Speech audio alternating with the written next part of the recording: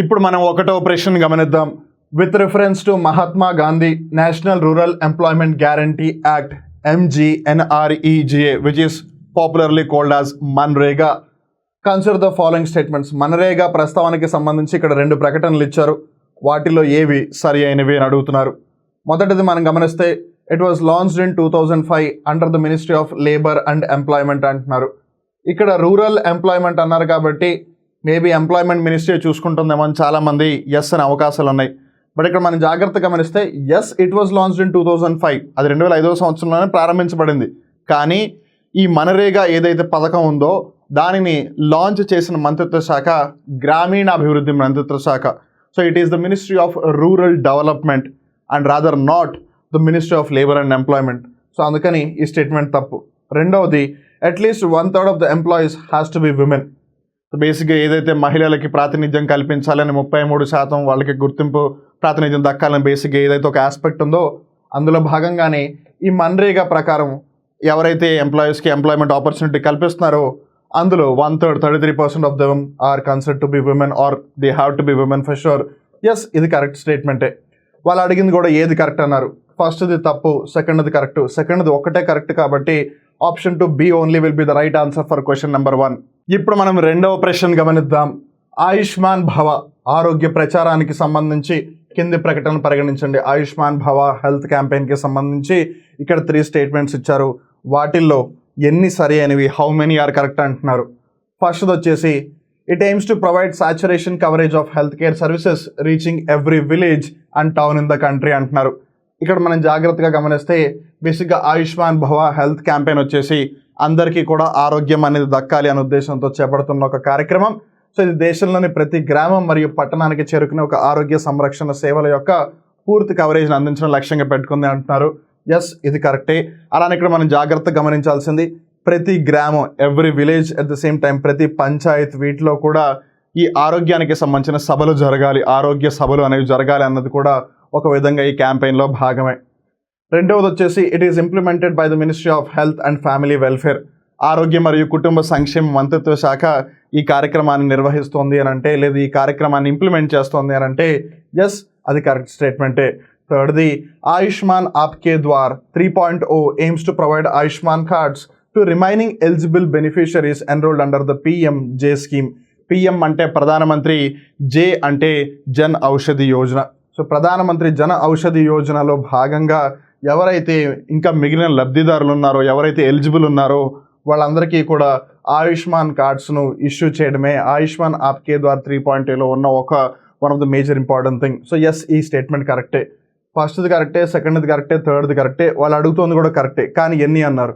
ఉన్నవి 3 స్టేట్మెంట్స్, 3కి 3 కరెక్ట్ కాబట్టి option 3 all 3 will be the right answer for question number 2. ఇప్పుడు మనం మూడవ ప్రశ్న గమనిద్దాం. Consider the following statements about technology development fund scheme. Technology development fund స్కీమ్కి సంబంధించి 2 స్టేట్మెంట్స్ ఇచ్చారు. వాటిలో ఏవి సరి అయినవి అని అడుగుతున్నారు. మొదటిది వచ్చేసి the scheme promotes self Reliance in AI technology as part of the make in India initiative అంటున్నారు. భారతదేశంలో తయారు చేయండి, మేక్ ఇన్ ఇండియా కార్యక్రమం ఏదైతే ఉందో అందులో భాగంగా కృత్రిమ మేధస్సు అంశానికి సంబంధించి ఏదైతే దాని యొక్క సాంకేతిక పరిజ్ఞానం ఉందో అందులో సెల్ఫ్ రిలయంట్ అంటే మన కాళ్ళ మీద మనం నిలబడేలాగా, అంటే ఆత్మనిర్భర్గా అవ్వాలి అనే ఉద్దేశంతోనే ఈ టెక్నాలజీ డెవలప్మెంట్ ఫండ్ స్కీమ్ తీసుకొచ్చారు అంటున్నారు. వెల్ ఈ స్టేట్మెంట్ తప్పు. ఎందుకనంటే it is not in the AI technology, rather it is with respect to defence. రక్షణ రంగానికి సంబంధించి, రక్షణ సాంకేతిక పరిజ్ఞానానికి సంబంధించి పబ్లిక్, ప్రైవేట్, మరీ ముఖ్యంగా MSCలని భాగస్వాములను చేసి సాంకేతిక పరిజ్ఞానాన్ని ఉపయోగించుకొని ఇటు ట్రై ఫోర్సెస్ ఏవైతే ఉన్నాయో, త్రివిధ దళాలు ఏవైతే ఉన్నాయో, Indian army, Indian air force, Indian navy, అలానే DRDO, వీళ్ళందరికీ కూడా ఉపయోగపడే విధంగా టెక్నాలజీని అభివృద్ధి చేసి మన మీద ఆధారపడాలనే ఉద్దేశంతో చేపట్టింది. It's not related to a technology, అందుకని తప్పు. Second, it is a joint initiative of the ministry of science and technology and Niti Aayog అంటున్నారు. No, rather it is an initiative of the ministry of defence, లేదు స్పెసిఫిక్గా చెప్పాలి అంటే DRDO అని చెప్పవచ్చు. But ఏదైనా ministry of science and technology అయితే కాదు. సో ఫస్ట్ తప్పు, సెకండ్ తప్పు. వాళ్ళు అడుగుతోందేమో ఏది కరెక్ట్ అంటున్నారు, ఏది కూడా కాదు. కాబట్టి option 4 none will be the right answer for question number 3. ఇప్పుడు మనం 4వ ప్రశ్న గమనిద్దాం. Consider the following statements with reference to palliative care. Palliative care అంటే ఏంటి? ఇది బేసిక్గా ఒక విధమైన ఆరోగ్య సేవ అని చెప్పవచ్చు. ఏ విధమైన ఆరోగ్య సేవ అంటే ఎవరైతే కొంచెం సీరియస్ ఇల్నెసెస్ లేదు లాంగ్ టర్మ్ ఇల్నెసెస్ లేదు క్రానిక్ ఇల్నెసెస్ అంటారు, అలాంటిది వాటితో ఎవరైతే సఫర్ అవుతున్నారో వాళ్ళకి ఏదైతే సేవలను అందిస్తారో, మరీ ముఖ్యంగా హెల్త్ సర్వీస్ ప్రకారంగా దాన్ని పేలియాటివ్ కేర్ అని అంటారు. దానికి సంబంధించి ఇక్కడ 3 స్టేట్మెంట్స్ ఇచ్చారు. వాటిలో ఎన్ని సరి అయినవి అని అడుగుతున్నారు. ఫస్ట్ వచ్చేసి it is a type of medical care that focuses on improving the quality of life for people with serious illnesses. ఏవైతే తీవ్రమైన అనారోగ్యాలు ఉన్నాయో వాటితో ఎవరైతే ఇబ్బంది పడుతున్నారో వాళ్ళ యొక్క ఆరోగ్య పరిస్థితులను మెరుగుపరచడమే, ఆ విధంగా ఏదైతే ఆరోగ్య సేవలను అందిస్తారో దాన్ని పేలియాటివ్ కేర్ అంటారు అని అంటున్నారు. వెల్ ఎస్, అది అబ్సల్యూట్లీ కరెక్టే. సెకండ్ది, in India national palliative care is a part of the national health mission అంటున్నారు. ఇక్కడ మనం జాగ్రత్తగా గమనిస్తే mission flexi pool of national health mission ఏదైతే ఉందో అందులో భాగంగా ఈ నేషనల్ పేలియాటివ్ కేర్ని కన్సిడర్ చేస్తూ ఉన్నారు. కాకపోతే దీనికంటూ స్పెసిఫిక్గా బడ్జెట్ అలొకేషన్ ఏమీ జరగలేదు. That's one of the very worrisome things. But ఏది ఏమైనా yes, it is a part of the national health mission under the mission flexi pool. And third statement వచ్చేసరికి paediatric palliative care is also covered under this అంటున్నారు. No, it has been neglected. Paediatric palliative care అంటే paediatric అంటే ఏంటి? చిన్నపిల్లలు బేసిక్గా. So చిన్నపిల్లలకి సంబంధించి ఏదైతే ఈ విధమైన ఆరోగ్య సేవ ఉందో దాన్ని పెద్దగా అసలు కన్సిడర్ చేయట్లేదు వాళ్ళు, which is being neglected, which is very unfortunate. But ఏది ఏమైనా సరే స్టేట్మెంట్స్ పరంగా ఏ కరెక్టే, బి కరెక్టే, సి తప్పు, because it is being neglected, it is also covered అంటున్నారు ఇక్కడ. How many of the above statements are correct? 2 statements correct, 1 తప్పు. సో 2 కరెక్ట్ కాబట్టి option 2 only 2 will be the right answer for question number 4. ఇప్పుడు మనం 5వ ప్రశ్న గమనిద్దాం. Consider the following statements regarding minimum support price, కనీస మద్దతు ధర అనే అంశానికి సంబంధించి ఇక్కడ 3 స్టేట్మెంట్స్ ఇచ్చారు. వాటిలో ఎన్ని సరి అయినవి అని అడుగుతున్నారు.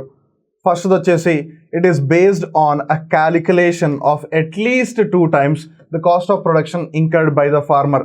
ఒక రైతుకి ఎంతైతే ఖర్చు అవుతుందో ఒక పంటను పండించడానికి, రిమెంబర్ పంటను పండించడం అన్నప్పుడు ఆ పంట ఒకవేళ కనీస మద్దతు ధరలో భాగంగా పరిగణిస్తే గనక, if that particular crop is being considered for the MSP by the government, ఒకవేళ ఆ పంట పండిస్తే రైతుకి ఎంతైతే ఆ పంటను పండించడానికి ఖర్చు అవుతుందో దానికి 1.5 times కనీసం ఇవ్వాలి యాజ్ అ రెమ్యూనరేటివ్ ప్రైస్గా అని చెప్పి గవర్నమెంట్ డిసైడ్ చేస్తుంది. దాన్నే కనీస మద్దతు ధర, మినిమం సపోర్ట్ ప్రైస్ అంటారు. కానీ ఇక్కడ క్వశ్చన్లో at least 2 times the cost of production అన్నారు. No, at least 1.5 times the cost of production. So అందుకని ఫస్ట్ స్టేట్మెంట్ తప్పు. సెకండ్ది, it is recommended by the commission for agricultural cost and prices, CACP.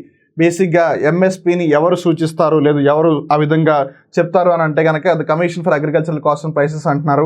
So yes, second statement కరెక్టే. Third వచ్చేసి currently 25 crops are covered under MSP అని అంటున్నారు. No, ప్రస్తుతానికి 22 పంటలకు మట్టుకే కనీస మద్దతు ధర అనేది లభిస్తోంది, 25 పంటలకు కాదు. అందుకని ఈ స్టేట్మెంట్ తప్పు. ఫస్ట్ది తప్పు, థర్డ్ది తప్పు, సెకండ్ది ఒక్కటే కరెక్ట్. వాళ్ళు ఎన్ని కరెక్ట్ అన్నారు? ఒక్కటే. అందుకని option 1 only 1 will be the right answer for question number 5. ఇప్పుడు మనం 6వ ప్రశ్న గమనిద్దాం. Which of the following benefits are provided to account holder under the ప్రధానమంత్రి జన్ ధన్ యోజన? ఇక్కడ మనం జాగ్రత్తగా గమనిస్తే it is basically a national mission for financial inclusion అనమాట. అంటే అందరినీ కూడా ఆర్థిక విధానాలలో కలుపుకొని పోవాలి అన్న ఉద్దేశంతో ఈ ప్రధానమంత్రి జన్ ధన్ యోజన అనేది తీసుకువచ్చారు. బేసిక్గా ఒక బేసిక్ సేవింగ్స్ అకౌంట్ని అందరితోనూ ఓపెన్ చేయించే విధంగా, సో దట్ వాళ్ళకు ఒకవేళ రుణం కావాలి అన్నా సరే బ్యాంక్ ఇవ్వడానికి వీలుగా ఉంటుంది. వాళ్ళకు ఒకవేళ ఏదైనా ఆర్థిక లావాదేవీలకు సంబంధించి ఆర్థిక లాభం ఒకవేళ వాళ్ళకి చేకూర్చాలి. For example direct benefit transfers, DBT అని చెప్తారు. ఇప్పుడు రైతులకి రైతు బంధు లాంటి పథకాలు ఏవైతే ఉన్నాయో వాటి ద్వారా డబ్బులు ఒకవేళ వాళ్ళ అకౌంట్లోకి జమ అవ్వాలి అంటే ముందు వాళ్ళకంటూ ఒక బ్యాంక్ అకౌంట్ అయితే ఖచ్చితంగా ఉండాలి. అది గవర్నమెంట్ బ్యాంకా ప్రైవేట్ బ్యాంక్ అన్న సంగతి పక్కన పెట్టండి, but still they need to have a bank account for sure, right? So అందుకని బేసిక్గా అందరినీ ఫైనాన్షియల్ ఇంక్లూజన్లో కలపాలి. అది క్రెడిట్ ఫెసిలిటీ అవ్వచ్చు, లేదు సేవింగ్స్ పరంగా అవ్వచ్చు, లోన్స్ పరంగా అవ్వచ్చు, లేదు ప్రధానమంత్రి జీవన్ జ్యోతి బీమా యోజన అవ్వచ్చు, లేదు ప్రధానమంత్రి సురక్ష బీమా యోజన అవ్వచ్చు. ఒకటి లైఫ్ ఇన్సూరెన్స్, ఇంకోటి యాక్సిడెంటల్ ఇన్సూరెన్స్. సురక్ష బీమా ఏమో యాక్సిడెంటల్ ఇన్సూరెన్స్, జీవన్ జ్యోతి బీమా ఏమో లైఫ్ ఇన్సూరెన్స్. అలాంటి వీటికి కాకుండా ఇందాక మనం అనుకున్నట్టుగా రైతుల కార్యక్రమాలకి సంబంధించి ఏవైతే డైరెక్ట్ బెనిఫిట్ ట్రాన్స్ఫర్స్ ఉన్నాయో ఇవన్నీ నేరుగా వాళ్ళ అకౌంట్లోకి డబ్బులు జమ అవుతాయి. మరి అన్నప్పుడు వాళ్ళకంటే ఒక బ్యాంక్ అకౌంట్ అయితే ఉండాలి కదా. సో అందుకని ఫైనాన్షియల్ ఇంక్లూజన్ అందరూ భాగస్వాములు కావాలనే ఉద్దేశంతో ఈ కార్యక్రమాన్ని తీసుకురావడం జరిగింది. ఇందులో బేసిక్గా ఏం చేస్తారంటే అందరికీ కూడా రూపే డెబిట్ కార్డ్స్ ఇస్తారనమాట. సో ఏది ఏమైనా సరే దానికి సంబంధించి ఇక్కడ కొన్ని స్టేట్మెంట్స్ ఉన్నాయి. And more over also do remember, ప్రధానమంత్రి జన్ధన్ యోజనలో భాగంగా ఏదైతే వాళ్ళ అకౌంట్స్ ఖాతాలు ఓపెన్ చేస్తున్నారో దాంట్లో వాళ్ళు ఎటువంటి మినిమం బ్యాలెన్స్ మెయింటైన్ చేయాల్సిన అవసరం లేదు. ఈ రోజుల్లో కొన్ని ప్రైవేట్ బ్యాంక్స్ ఒక 100 రూపాయలు మినిమం బ్యాలెన్స్ మెయింటైన్ చేయకపోయినా సరే 10,000 రూపాయలు ఫైన్ వేస్తాయి. 100 రూపాయలు మినిమం బ్యాలెన్స్ మెయింటైన్ చేయలేని పర్సన్ 10,000 మినిమం బ్యాలెన్స్ అసలు ఎలా మెయింటైన్ చేస్తాడు? దట్ ఈస్ ద పాయింట్ అనమాట. వాళ్ళు ఫైన్లు కూడా బాదుతూ ఉంటారు. బట్ ఏది ఏమైనా సరే దానికి సంబంధించి 3 స్టేట్మెంట్స్ ఇచ్చారు. వాటిలో ఎన్ని సరి అయినవి అని అడుగుతున్నారు, చూద్దాం. మొదటిది, there is no requirement to maintain any minimum balance in ప్రధానమంత్రి జన్ధన్ యోజన అకౌంట్. నువ్వు జాగ్రత్త గుర్తుపెట్టుకోండి, ఏ ఖాతానైతే ప్రధానమంత్రి జనధన్ యోజనలో భాగంగా తెరిచారో దానికి మినిమం బ్యాలెన్స్ అకౌంట్ ఏదైతే ప్రాబ్లం ఉందో అది లేదు. ఇన్ జనరల్గా మీరు ఓపెన్ చేస్తారంటే obviously there might be the terms and conditions of the bank. దాన్ని మనం జాగ్రత్తగా గుర్తుపెట్టుకోవాలి. సో ఓపెన్ చేసే ప్రతి బ్యాంక్లో కూడా మినిమం బ్యాలెన్స్ అకౌంట్ ఉండాలా అంటే no. According to Pradhan Mantri Jan Dhan Yojana accounts minimum balance maintain చేయాల్సిన అవసరం లేదు. సో ఎస్, ఇది కరెక్ట్ స్టేట్మెంటే. సెకండ్ది, RuPay debit card is provided to the PMJDY account holder. So ఎవరైతే ఈ యోజనలో ఈ పథకంలో భాగంగా అకౌంట్ ఓపెన్ చేస్తారో వాళ్ళకి రూపే డెబిట్ కార్డు ఇస్తారు. గుర్తుపెట్టుకోండి, ఒకటి క్రెడిట్ కార్డ్ అని ఉంటుంది, ఇంకోటి డెబిట్ కార్డ్ అని ఉంటుంది.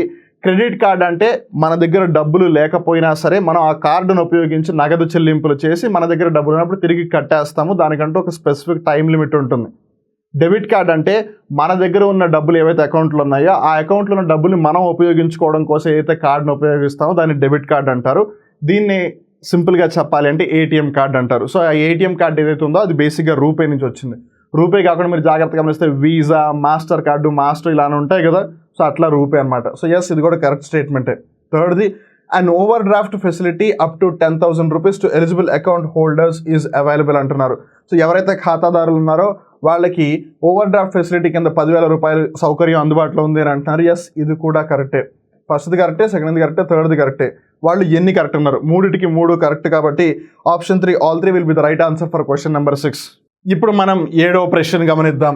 With reference to the one district one product wall ODOP, consider the following statements. ODOP, ఒక జిల్లా ఒక ఉత్పత్తి. బేసిక్గా ఈ కార్యక్రమం యొక్క ఉద్దేశం ఏంటి? ఇది ministry of commerce and industry అంటే వాణిజ్య మరియు పరిశ్రమల మంత్రిత్వ శాఖ ఏదైతే ఉందో వీళ్ళు బేసిక్గా ఏం చేస్తున్నారు, ప్రతి జిల్లాకి కూడా ఏదో ఒక స్పెసిఫిక్ ప్రోడక్ట్ ఉంటుంది. ఫర్ ఎగ్జాంపుల్, ఇప్పుడు ఏది మనం ఒకవేళ ఆత్రేయపురం తీసుకున్నాం, లేదా నరసాపురం ఆ పర్టికులర్ ప్రాంతం తీసుకుందాం, అక్కడ పూతరేకులు బాగా ఫేమస్. లేదా కాకినాడని తీసుకుందాం, అక్కడ కాజాలు బాగా ఫేమస్. అలా ప్రతి జిల్లాకి ఏదో ఒక స్పెసిఫిక్ థింగ్ ఉంటుంది. మేబీ అది వేరే చోట అవైలబుల్గా ఉండవచ్చు, బట్ దాని యొక్క సోర్స్ అంతా కూడా అక్కడి నుంచే ఉంటుంది. సో ఇప్పుడు ప్రతి జిల్లాకి ఆల్మోస్ట్ ఒక యునిక్ ప్రోడక్ట్ ఉన్నప్పుడు ఆ ప్రోడక్ట్ యొక్క ఎక్స్పోర్ట్స్కి సంబంధించి, ఆ ప్రోడక్ట్ యొక్క ఎకనామిక్ డెవలప్మెంటల్ యాక్టివిటీస్కి సంబంధించి మనం ఆ జిల్లాని ఎందుకు ప్రమోట్ చేయకూడదు? This is something like let's say మీరు ఒకవేళ ఆర్టిస్ట్ అనుకుందాం, నేను ఒకవేళ సింగర్ అనుకుందాం. మీరు సింగింగ్లో బాగా పాడలేరు, నేను బాగా చిత్రలేఖనం చేయలేను. So it's better you do your best and I will do my best కదా. In the very same way అన్ని జిల్లాల్లో ఒకటేలాగా చేయాలంటే కుదరదు. సో ఆ జిల్లాలో ఏదైతే బెస్ట్ ఉందో మనం దాన్ని బయటికి తీస్తే అప్పుడు ఆబ్వియస్ అన్ని జిల్లాలో డెవలప్ అవుతాయి అన్న ఉద్దేశంతోనే ఈ ODOP అనే scheme, one district one product స్కీమ్ని తీసుకొచ్చారు. దానికి సంబంధించి 2 స్టేట్మెంట్స్ ఇచ్చారు. వాటిలో ఏవి సరి అయినవి అని అడుగుతున్నారు. ఫస్ట్ది వచ్చేసి, it is an initiative under the department for promotion of industry and internal trade. పరిశ్రమలు మరియు అంతర్గత వ్యాపార వాణిజ్య కార్యక్రమాలు ఏవైతే ఉన్నాయో వాటికి సంబంధించి అయితే ప్రమోషన్ కల్పించే డిపార్ట్మెంట్ ఉందో ఇది బేసిక్గా ministry of commerce and industry ఆధ్వర్యంలో పనిచేస్తుంది. So ministry of commerce and ఇండస్ట్రీలో ఉన్న department for promotion of industry and internal trade బేసిక్గా ఈ వన్ డిస్ట్రిక్ట్ వన్ ప్రోడక్ట్ని తీసుకొచ్చింది అని అంటున్నారు. ఎస్, ఇది కరెక్టే. Second, it AIIMS to turn every district in India into an export hub through promotion of the product in which the district specialises. ఆ జిల్లా ఏవైతే అంశానికి సంబంధించి లేదా ఉత్పత్తికి సంబంధించి బాగా ఖ్యాతిగాంచిందో ఆ ఉత్పత్తికి సంబంధించి ఆ జిల్లాని ఎగుమతి చేసే ఒక స్థానంగా తయారు చేయాలి అనేది బేసిక్గా దాని యొక్క లక్ష్యం అనమాట. సో ఎస్, ఈ స్టేట్మెంట్ కూడా కరెక్టే. AB 2టికి 2 కరెక్టే కాబట్టి option 3 both A and B will be the right answer for question number 7. ఇప్పుడు మనం 8వ ప్రశ్న గమనిద్దాం. With reference to one nation one registration platform for doctors, consider the following statements అంటున్నారు. ఇక్కడ మనం జాగ్రత్తగా గమనిస్తే మనందరికీ కూడా ఆధార్ నెంబర్ ఉంటుంది. ఒకళ్ళకున్న ఆధార్ నెంబర్ ఇంకొకళ్ళకు ఉండదు. ఫర్ ఎగ్జాంపుల్, ఒక పర్సన్కి 1 2 3 4 5 6 7 8 1 2 1 2 అని ఆధార్ నెంబర్ ఉంది అని అనుకుందాం.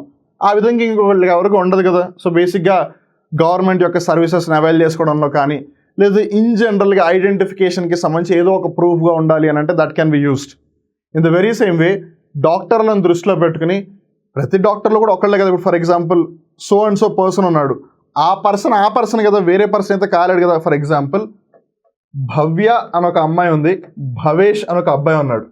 ఈ భవేష్ ఇంటి పేరు ఎమ్, ఈ అమ్మాయి ఇంటి పేరు డి అని అనుకుందాం. సో ఇప్పుడు ఈ అమ్మాయికి ఒక ఐడెంటిఫికేషన్ ఇచ్చారనుకోండి, ఆధార్ కార్డు కాకుండా ఈ అబ్బాయికి ఒక ఐడెంటిఫికేషన్ ఇచ్చారనుకోండి, ఏదో ఒక నెంబర్ ఒక లెటర్ ఏదో యూజ్ చేసి, అప్పుడు వీళ్ళిద్దరిది సేమ్ అయితే అయ్యే ఛాన్స్ లేదు కదా. సో అట్లా ఆధార్ కార్డు లాగానే డాక్టర్లందరికీ కూడా, దేశంలో ఎంతమంది డాక్టర్ ఉన్నారో వాళ్ళందరికీ కూడా ఒక ఐడెంటిఫికేషన్ నెంబర్ లాగా అనమాట. ఇది బేసిక్గా ఏదైతే నేషనల్ మెడికల్ రిజిస్టర్ ఉందో దాని ఆధారంగా జరుగుతుంది ఇదంతా కూడా. సో ముందు ఇనిషియల్గా పైలట్ ప్రాజెక్ట్ చేస్తారు, but then it will be employed all over the country. ఇక్కడ మనం జాగ్రత్తగా గమనిస్తే ఇది ఎవరైతే స్టడీస్ పూర్తి చేస్తారంటే, ఎవరైతే MBBS bachelor of medicine and bachelor of surgery పూర్తి చేస్తున్నారో వాళ్ళకి మటుకే కాదు, ఎవరైతే అండర్ గ్రాడ్యుయేట్ మెడికల్ స్టూడెంట్స్ ఉన్నారో, అండర్ గ్రాడ్యుయేట్ మెడికల్ స్టూడెంట్స్ అంటే ఏంటి, ఎవరైతే ఎంబీబీఎస్ పర్స్యూ చేస్తున్నారు, చదువుతున్నారో వాళ్ళకి కూడా ఈ ఐడి ఇచ్చేస్తారు. కాకపోతే అన్మాస్క్డ్ ఐడి ఇస్తారు. అన్మాస్క్డ్ అంటే ఏంటి, బేసిక్గా దాని యొక్క కంప్లీట్గా ఇవ్వట్లేదు అనమాట వాళ్ళకి. But once they do finish their MBBS studies, that's one it will be unmasked and it can be used. దీనివల్ల ఏం జరుగుతుంది, వాళ్ళు ఏ రాష్ట్రంలోనైనా సరే హ్యాపీగా ప్రాక్టీస్ చేసుకోవచ్చు. Because now they are under the NMR. This is like, ఇప్పుడు మీరు ఎక్కడ ఉంటున్నారో అనేది తెలియదు అనుకోండి, కష్టమైపోతుంది. కానీ మీ ఐడి ప్రకారం మీరు ఎక్కడ ఉన్నారని తెలిసిందనుకోండి, it will be very easy for administrative purposes and also for bureaucratic things అనమాట. సో దానికి సంబంధించిన ఈ one nation one registration platform for doctors, దానికి సంబంధించి 2 స్టేట్మెంట్స్ ఇచ్చారు. వాటిలో ఏవి సరి అయినవి అని అడుగుతున్నారు. ఫస్ట్ది, under this doctors will receive a unique identification number which is in short called as UIN. Unique identification number అంటే ఏంటి, యునిక్ అంటే ఒకళ్ళకు ఉన్నది ఇంకొకళ్ళకు ఉండదు అని. ఐడెంటిఫికేషన్ నెంబర్ అంటే గుర్తించడానికి ఒక సంఖ్య. అరే 1 నువ్వు ఇటు రారా, అరే 10 నువ్వు ఇటు రారా అంటే, ఇప్పుడు ఉదాహరణకి స్పోర్ట్స్ ఆడి ఇప్పుడు జెర్సీస్ వేసుకుంటారు. ఒకవేళ ఎవరైనా 18 అని విరాట్ కోహ్లీ జెర్సీ వేసుకుంటారా? No, because already Virat Kohli వేసుకుంటున్నాడు. 7 అని ధోని కాకుండా ఇంకెవరు వేసుకుంటారా?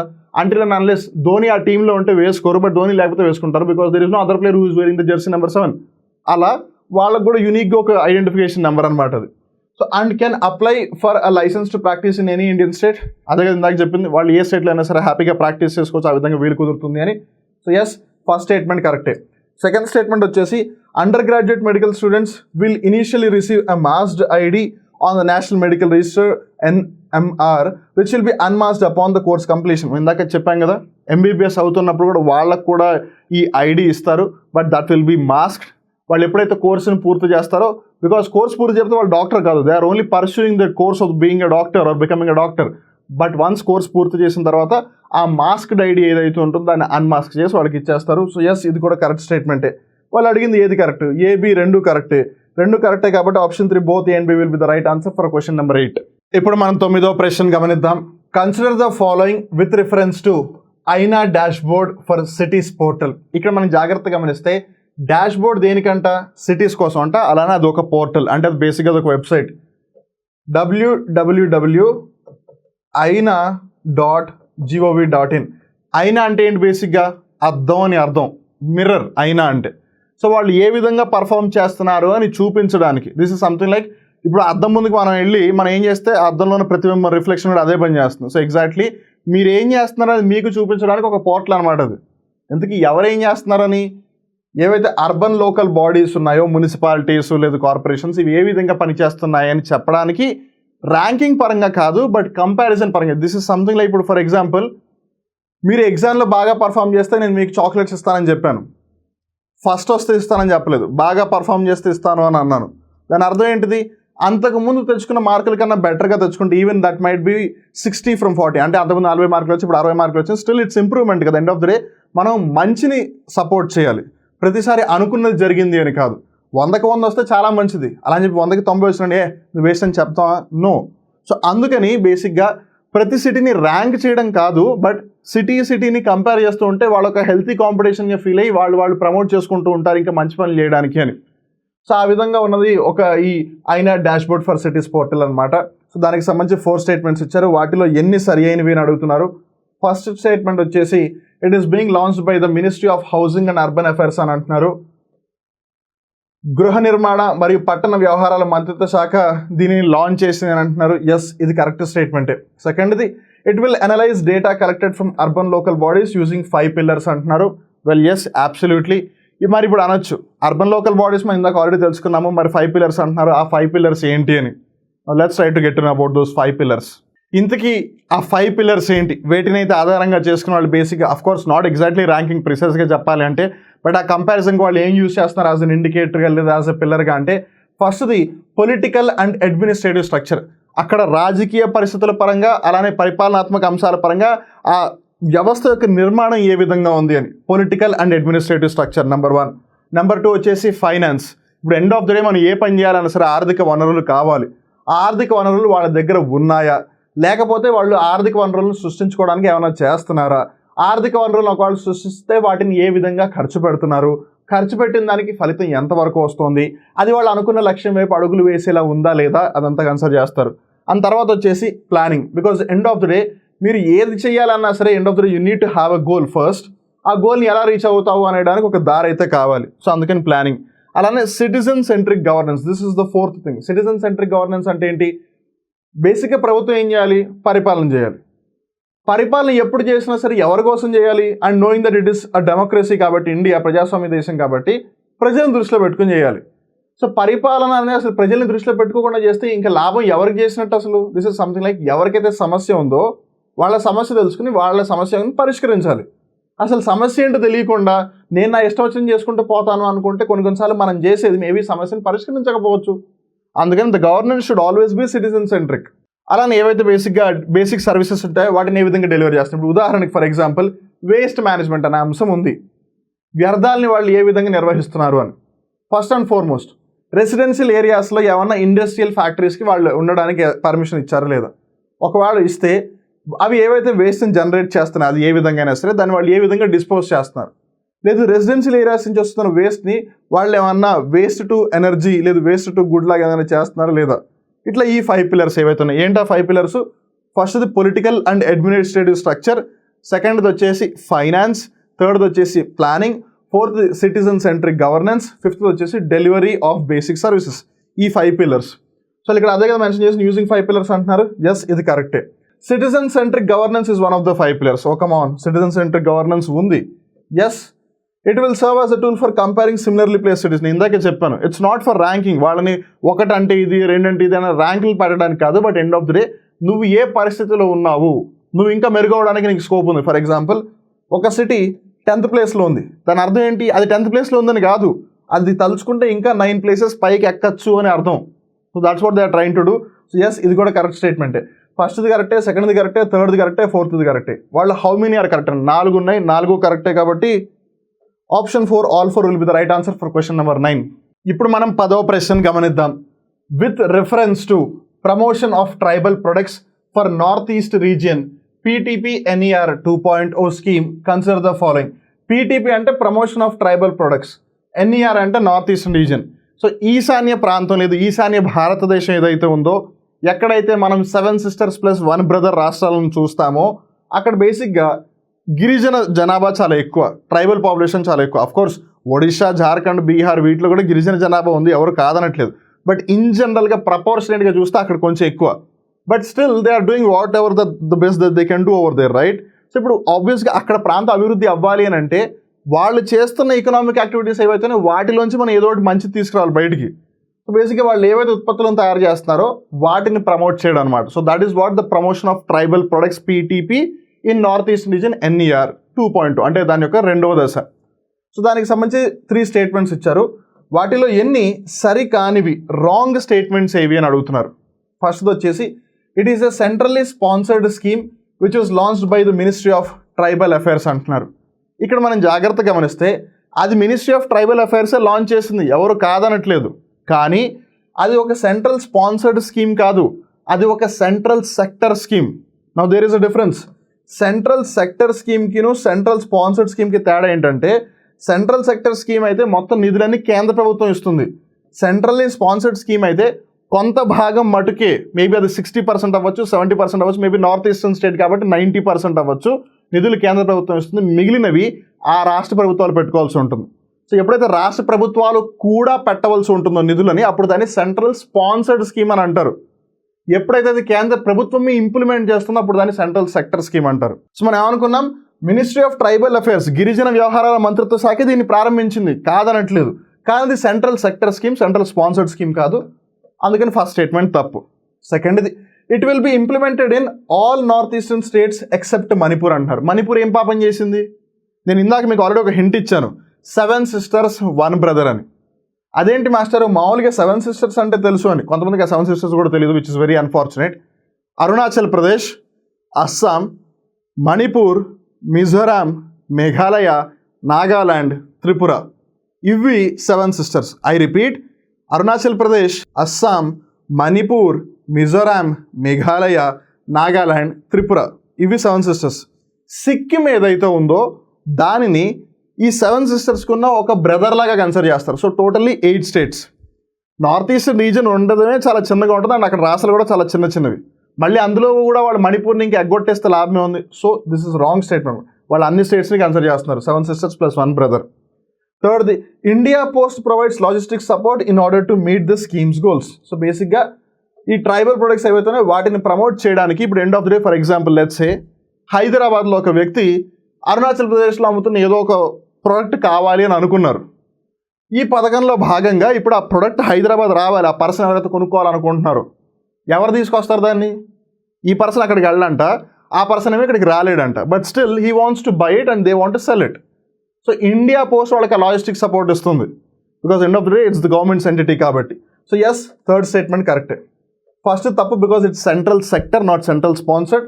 సెకండ్, నార్త్ ఈస్టర్న్ రీజన్లో ఉన్న అన్ని స్టేట్స్ని కన్సిడర్ చేస్తున్నారు. మళ్ళీ చెప్తున్నాను, అరుణాచల్ ప్రదేశ్, అస్సాము, మణిపూరు, మిజోరాము, మేఘాలయ, నాగాలాండ్, త్రిపుర, సిక్కిం. కానీ ఇక్కడ మణిపూర్లో ఏమన్నారు కాబట్టి తప్పు. థర్డ్, ఇండియా పోస్ట్ వాళ్ళకి లాజిస్టిక్ సపోర్ట్ ఇస్తుంది, అది కరెక్టే. కానీ వాళ్ళు అడిగింది ఏంటి, ఏది తప్పు అన్నారు. ఏ బి తప్పు, సి కరెక్ట్. ఏ బి తప్పు అంటే 2, బికాజ్ వాళ్ళు హౌ మెనీ అని అడిగారు, ఎన్ని అని అడిగారు, 2 కాబట్టి option 2 only 2 will be the right answer for question number 10.